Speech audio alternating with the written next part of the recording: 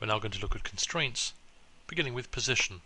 If I constrain the cone to the cube, notice the dialog box pops up and we get this little icon inside here saying pos. That is because I have relations on. If I turn it on, turn it off, and you can see like so. Within the dialog box we can activate and deactivate the constraint. All constraints live under the object, under the kinematics, and there's a little folder underneath here to see the constraint. We can have multiple constraints underneath here.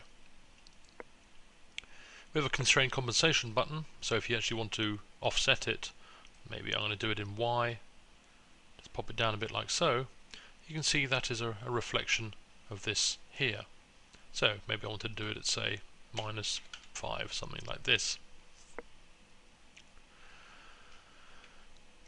So I can either use the slider inside the constraint box, or I can use the constraint compensation and just do it manually.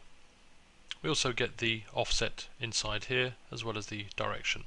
If you actually select the, if I were to close this off and select, as you can see here, not the object, but the constraint link in the relations and hit enter, you'll bring up the constraint dialog box inside here. It is also the same case inside the schematic inside here. So if I were to move this like so, I can select it. If I close this now, hit enter, and again it pops up like so. So what do we have here? Well, we have a blend weight. A blend weight is similar to the active when it's at 0. It's temporarily it's off, as you can read here. But it's also if we have two constraints and how it will be blended between them. In addition, we have the constraining object attach point. So if I were to say the object is affected by orientation, I actually have to do it for both with something other than a 0 value. So if I'm just going to pop this off here, so if I did -2.5 like so, and if I did 2.5 like that, we're going to go back to the original settings here. The reason I'm doing both is because I actually want the coupling to come into effect. If I were to take these off temporarily and I were to, actually I'll go back one here, and I were to rotate my object, you see that it doesn't affect my cone because I haven't turned on the object's orientation. If I do this now, and now when I do it, you notice how it is actually being affected, not unlike an oil pump inside here. So this is a rigid constraint. Additionally, we also have a soft coupling.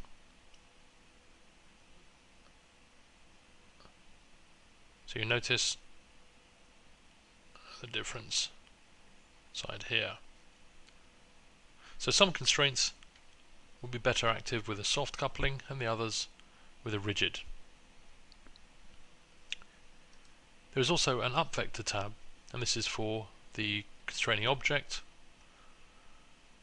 So now if I were to say create a new up vector here, there it is, and it's turning on to active, I can position it like so. If I go back to my tab here, I'm actually going to turn these off because I no longer want the constraining object to help constrain its orientation. I want the up vector. So the constrained object with its up vector, at the same time it's being controlled positionally by this object here.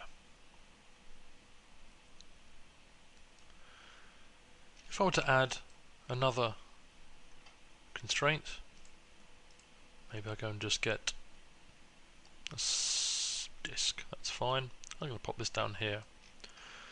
When I constrain the position, made an error there, I constrain the position to the disk, what's happening is if I have two constraints of the same type, it's going to take the last one that was applied, because both of them currently have a blend weight of 1 or 100%.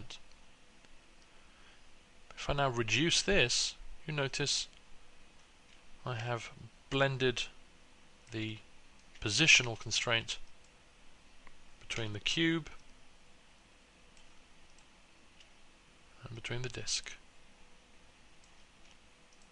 If it were at 50, it would be even between the two.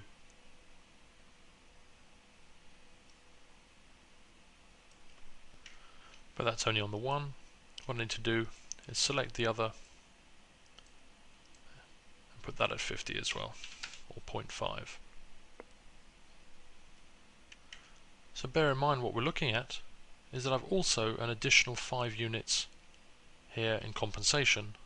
If I just zero these values out, you probably can see a bit better. If I look at the front view, and now we can see the final result.